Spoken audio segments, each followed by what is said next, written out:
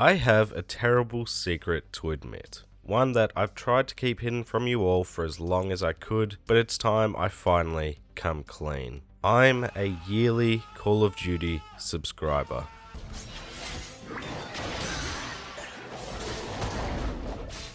I know, it's a terrible sickness that I cannot get rid of, but it's who I am. In all seriousness, yes, I'm someone who buys the new Call of Duty each and every year. I love it for the first few months, I begin to loathe playing it, I get excited for the next one, rinse and repeat. I don't know what it is, no matter how much I feel like I'm getting burnt out, I cannot help but keep buying these games every year. I'm legitimately stuck in this cycle. Now, I've played every entry in this series in a bit of a scrambled order to start with, playing Call of Duty 2 first, then 3, then World at War, then Modern Warfare, then Call of Duty 1, then Modern Warfare 2. But from Modern Warfare 2 onwards, I haven't missed a game, and it started off great. Black Ops 1, Modern Warfare 3, Black Ops 2. I mean, talk about banger after banger. And then there was Ghost, which was rough, but I didn't mind Advanced Warfare and really enjoyed Black Ops 3 and Infinite Warfare. Only to hit a new low with World War 2, and from this point, I've just been so-so on these games. I've enjoyed them and hated them all respectively, from Black Ops 4 to Vanguard, but I cannot and probably will not stop buying them.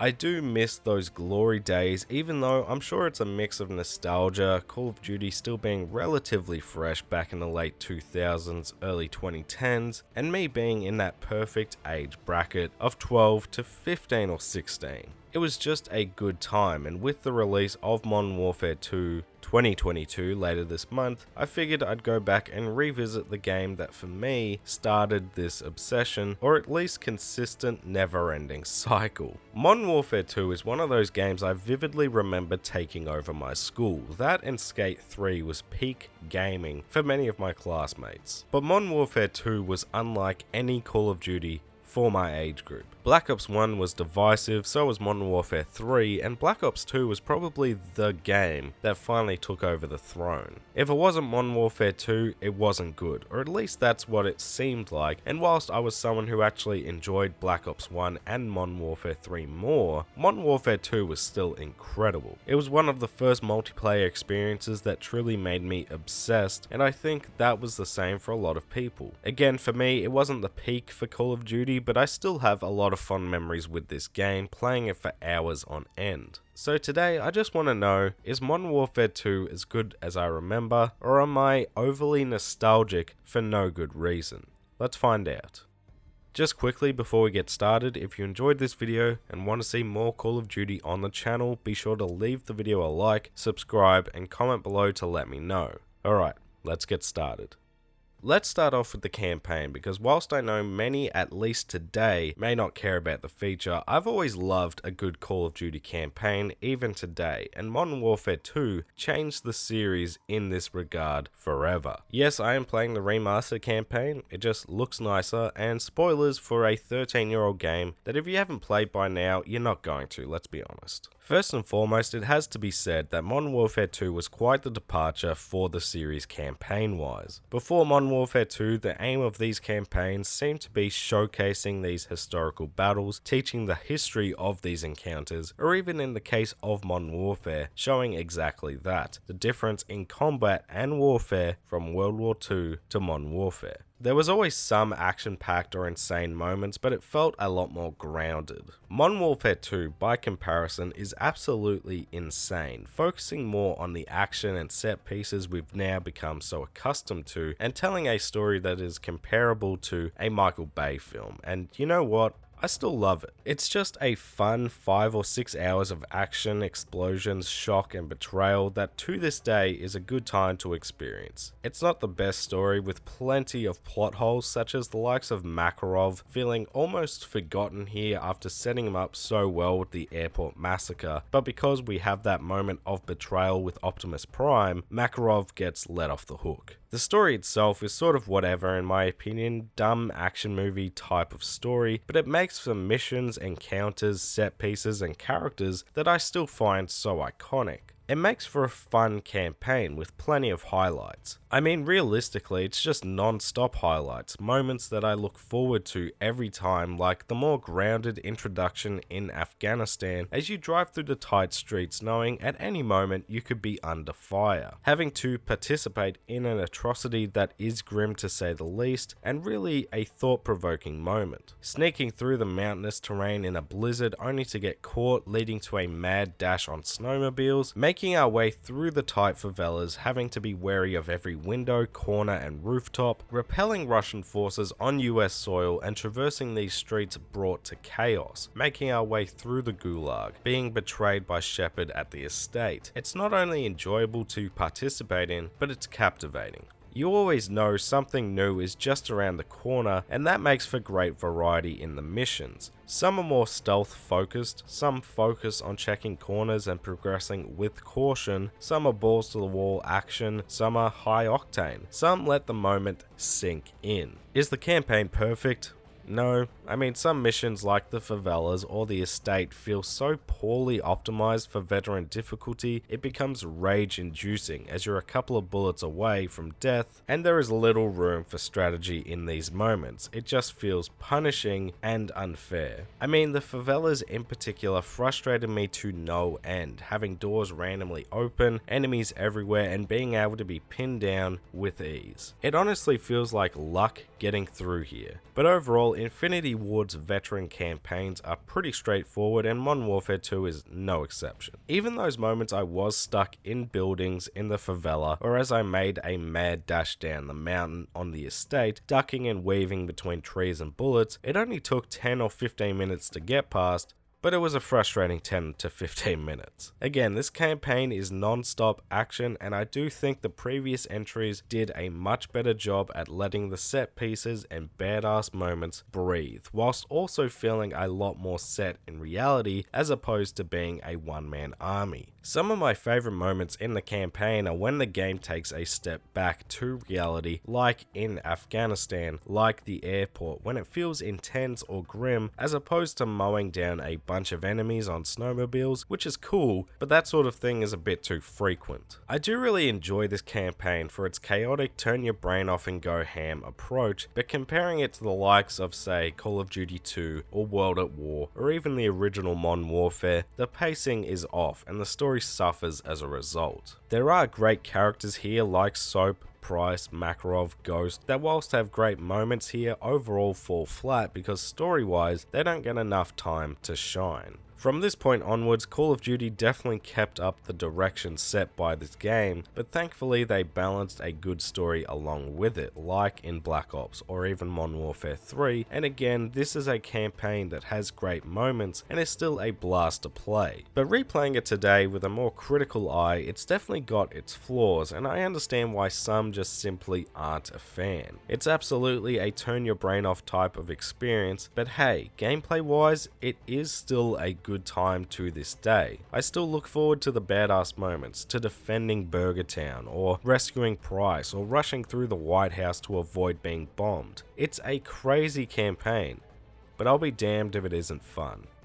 Now let's talk the meat and potatoes of the Call of Duty experience. Multiplayer. As you probably expect, trying to find a match online is impossible. At least that was my experience on the standard game. To revisit this iconic multiplayer to the best of my abilities, I utilized the program IW4X, which is a program that allows custom games, maps, modes, and servers, and basically just lets you consistently play Modern Warfare 2's multiplayer on PC. I will admit in terms of Australian servers, this service is lacking in population, but I was able to get into some matches with other players and below 200 ping, trust me, that's a rarity, or used a mod called Bot Warfare which allows me to get the matchmaking experience without the awful connection. They even talk trash in the chat, though they do glitch through the environment sometimes, making for some untimely deaths. It's pretty damn good overall though, and this allowed me to relive the multiplayer as best as I could at least. Gameplay wise, it's Call of Duty. I don't think I have to dissect the game controls and general mechanics of the shooting. The experience is what I want to discuss today. Multiplayer wise, I'm under no illusions that Modern Warfare 2 was busted back in the day. I mean, talk about noob tubes galore paired with danger close, menaces dual wielding the broken 1887s. For those who are unaware, think how broken the 725 was in Modern Warfare at launch, but worse. And trickshotting taking front and center in free-for-all lobbies. Much like the campaign, it was an insane experience, but damn was it memorable. The pure rush I get to this day from this game's sound effects alone is nostalgic bliss. Leveling up, calling in kill streaks, even just that hit marker sound, just chef's kiss. Yes, it's over the top, the sounds can all muddle together, but damn does it get me rock hard. But the sound effects are just the cherry on top, because whether we're talking map design, the weapons, the perks, the kill streaks, the way this all feels to play is still great to this day. Maps like Rust and Terminal may be the game's most iconic, but the maps as a whole are fantastic because they allow for all playstyles. Maps like Afghan, Wasteland, Favela, Quarry, High Rise, Subbase, Estate, Scrapyard, Skid Row, the whole lot just feel good to play, and they have a great flow to them. You can utilize both long and short range weapons, there are open and closed areas, they separate themselves from one another so well visually and mechanically entice the player to constantly change up their weapon of choice. They are rarely just a flat surface, with good verticality to the maps allowing for more than just 3-lane map design. I don't think there's anything wrong with a map following the rule of 3, but you need more than that to make them interesting, make them stand out, and make the player want to keep playing them over and over again, because there are more than just a couple of ways to go about playing that map.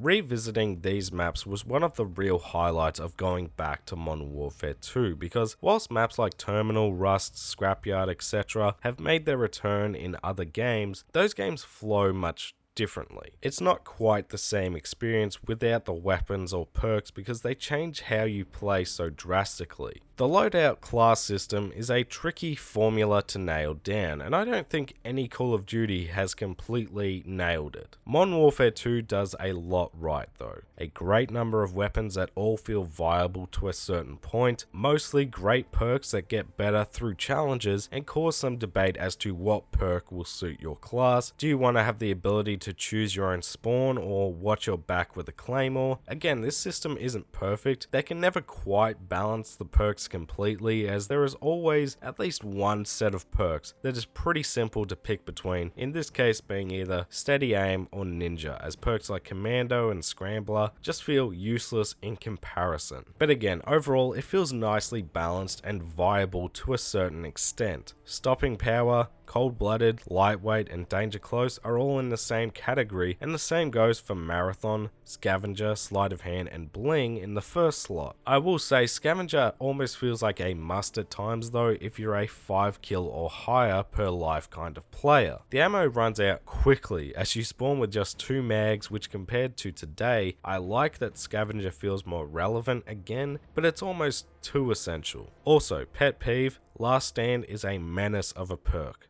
God, I hate it. Mostly though, the perks make for a genuine debate as to what class you're building and for what playstyle, and that makes your various classes actually feel different and not just another weapon. Speaking of weapons, where do I start? Probably the most iconic weapon in this game is the intervention, as again trickshotting was peak content at that point, and damn does it feel good to use today. This needs to make more returns in the series. The 50 cal is a great competitor to the intervention though, having the power and the rate of fire to boot. The SMG and assault rifle categories were phenomenal with the Vector, P90, UMP45, MP5, M4A1, M16, ACR, FAMAS, and SCAR. Not every weapon is elite, but you can be successful with each one, and they feel different from one another. The FAMAS is great for mid to long range battles and feels highly precise with its burst fire, whereas the SCAR is a lot more of a jack of all trades, but with a smaller clip size. The P90 has a massive clip size to boot with one of the highest fire rates in the class, whereas the UMP feels like a bit of a hybrid between the SMG and assault rifle classes, with lower fire rate but the best damage in the class. Whatever your choice, whatever your playstyle, you feel like you can find a weapon or multiple weapons that fit that archetype, and that is a great feeling because it entices the player to once again keep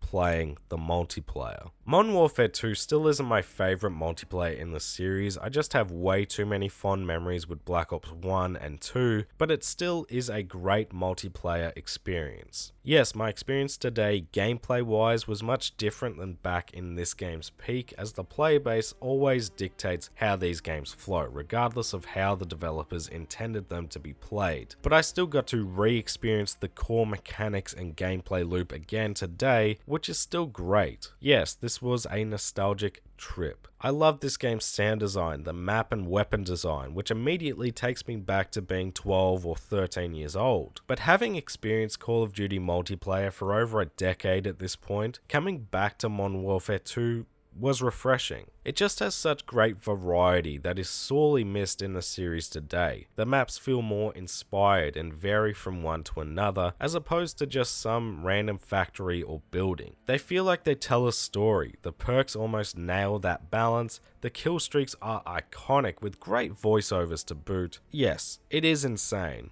It's chaotic. And that's why it's so damn fun. I can't finish this video without talking about Spec Ops. Infinity Ward's answer to Treyarch zombies for a while. Now straight up, Spec Ops has nothing on zombies, and that's why I always looked forward to Treyarch's entries more than Infinity Ward, because it had that great third mode. But Spec Ops on its own is good fun. The only reason I compare Spec Ops and zombies is because it is that third mode, but here in Modern Warfare 2, it really acts like an extension to the campaign. Most of the challenges are repurposed campaign missions with twists like defending the submarine from waves of enemies. The higher the difficulty, the more stars you get, to a time trial race on snowmobiles. Again, the quicker you do it, the more stars you get. I didn't get too invested in this mode for this video, but back in the day, I demolished this. I loved it. Just today, it was sort of, I have other things to play, you know? It's a nice distraction, and it is enjoyable, but it can feel a bit been there, done that. So, was Modern Warfare 2 as good as I remembered? Pretty much, yeah. Modern Warfare 2 was never my personal favourite in this long-running series, but it was always a game I remember really enjoying, and that was still the case to this day. The story may be pretty piss poor, the campaign's pacing may be constantly at an 11, and Spec Ops does feel like reused assets, but as a whole, it's chaotic fun. Yes, it may be hard for me to shake that nostalgia and those memories, but that does wear off if the game isn't all that. I still really enjoyed playing this game. I love the campaign missions, the over-the-top action, the moments of betrayal and vengeance, the scenery. I love the multiplayer and the viable variety, with well-designed maps that still remain some of the series' best. As someone who has not stopped playing this series since Modern Warfare 2's release, it was really refreshing to go back and see why I've been playing ever since. It's not perfect, it's not my favorite, but it's fun, and that feeling is something I've felt less and less as the years have gone on. But hey, I'm still playing the series to this day, so what's that say about me? Regardless, the original Modern Warfare 2, as it'll soon be dubbed, is a blast to play to this day, and I'm glad I went back and played it. Thank you all so much for watching my Call of Duty Modern Warfare 2 retrospective. I had so much fun coming back to this game and making this video, airing out my unfortunate secret. I hope you enjoyed revisiting the game with me, and if you did, make sure to leave it a like because it helps let me know that you enjoyed yourself. Comment below your thoughts on Modern Warfare 2 or Call of Duty in general, as well as any suggestions for games you want to see covered in the future. Shout out to the channel members Infamous Sir Hellfire, featuring Gagiano, Christian Volgag, Cloud Connection, and Cynical D for that extra level of support. I truly do appreciate it. If you're new to the channel, make sure to subscribe, go give my socials a follow if you fancy, at MayorHairBear, and I'll catch you all in the next video.